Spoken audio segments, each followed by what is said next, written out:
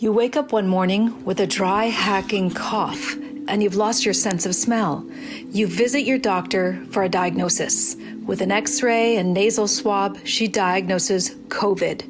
The coronavirus infected your body, and your lungs and nerves are now inflamed.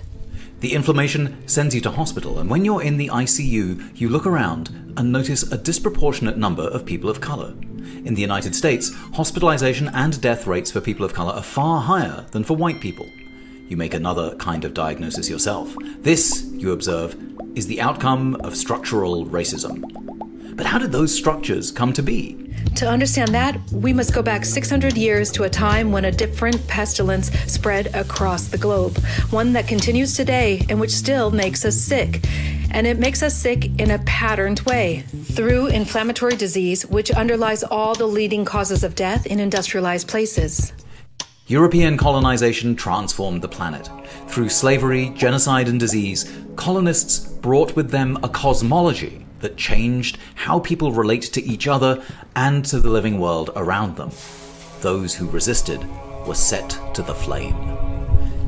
This history lives inside you, whether you know it or not. Since you were conceived, your body has been exposed to the consequences of a world on fire.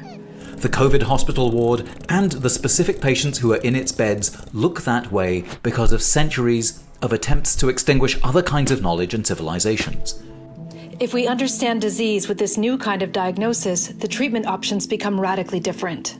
The deep medicine we prescribe to address the inflammation of people and planet has been prescribed by others before us. Rudolf von Virchow and Sitting Bull and Frantz Fanon. Huda Sha'arawi and B.R. Ambedkar and Harriet Tubman. They understood that our modern ills can't simply be vaccinated away. We need a world rebuilt with care at its heart. But what does that look like? Many indigenous communities have resisted colonialism by continuing to care for the living world around them. Their care for life protects them inside and out. Indigenous communities defend the greatest range of biodiversity on the planet and, as a result, host the most diverse microbiota inside their bodies. These microbes confer protection against inflammatory disease. When culture isn't capitalist and isn't colonized, it can soothe the inflammatory diseases that afflict us and fuel the burning of our planet. Deep medicine offers new and old stories that connect humans to the teeming microbes in our guts and to the teeming stars in the skies. We offer a glimpse into cosmologies that bring a cooling balm to a world, to societies, and to bodies that are inflamed.